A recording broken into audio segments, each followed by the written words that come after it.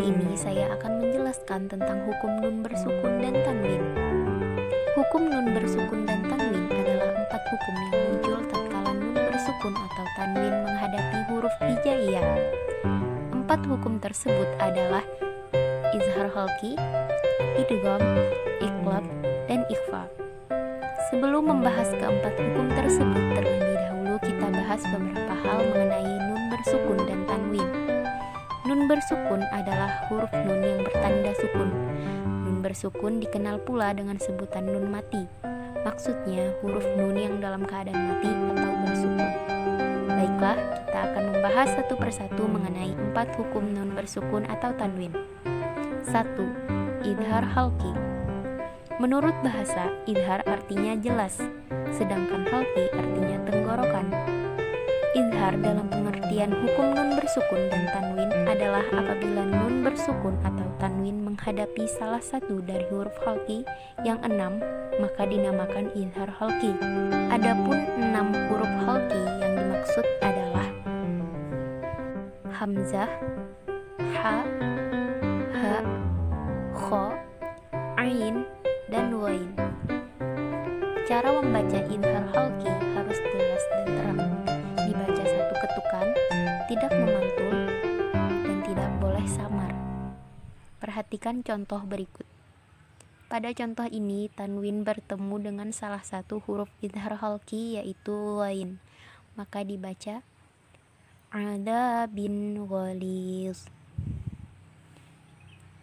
2. Idgham. Idgham menurut bahasa ialah memasukkan sesuatu ke dalam sesuatu. Idgham dalam hukum nun bersukun dan tanwin terbagi atas 2 bagian, yaitu 1. Idgham bigunnah. Idgham bigunnah menurut bahasa artinya memasukkan dengan sengau atau dengung. Idgham bigunnah dalam pengertian hukum nun bersukun atau tanwin adalah apabila nun bersukun atau tanwin bertemu dengan salah satu huruf idgham yang 4, yaitu ya, nun, mim, dan waw. Adapun cara membaca idgham bigunnah adalah dengan memasukkan suara nun bersukun atau tanwin kepada huruf idgham bigunnah yang ada di hadapannya sehingga menjadi satu ucapan seakan-akan satu huruf. Pada waktu mengidghamkan suara harus ditasydidkan kepada huruf idgham bigunnah yang ada di hadapan nun bersukun atau tanwin. Lalu ditahan kira-kira 2 ketukan seraya memakai gunnah ketika membacanya. Contoh. Perhatikan contoh berikut. Ketika nun bersukun atau tanwin bertemu dengan salah satu huruf idgham bigunnah seperti contoh ini, maka dibaca hisaban yasira, adabum muhin. 2. Idgham bila gunnah. Idgham bila gunnah artinya tidak memakai dengung, sedangkan dalam pengertian hukum nun bersukun atau tanwin adalah apabila nun bersukun atau tanwin bertemu dengan salah satu huruf dari lam dan ro, maka dinamakan idgham bila gunnah. Adapun cara membaca idgham bila gunnah ialah dengan memasukkan suara nun bersukun atau tanwin sepenuhnya kepada huruf lam atau ro tanpa memakai dengung. Pada waktu mengidghamkan, suara harus ditasydidkan kepada huruf lam atau ro seraya menahannya sejenak. Perhatikan contoh berikut.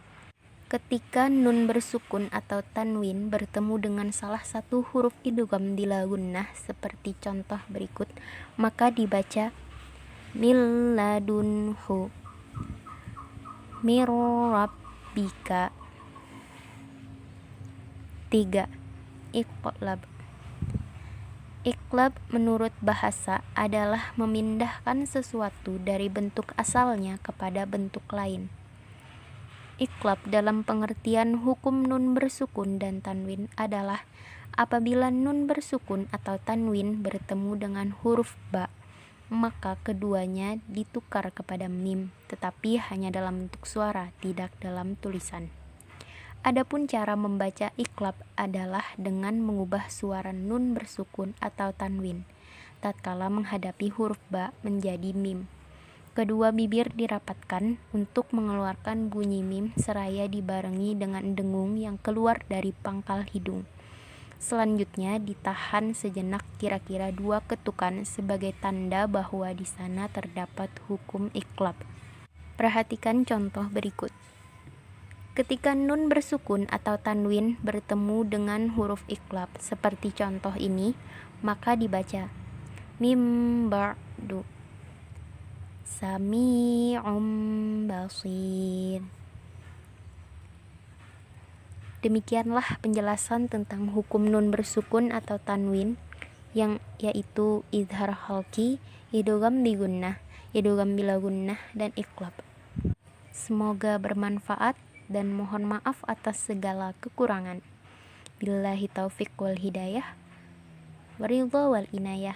Wassalamualaikum warahmatullahi wabarakatuh.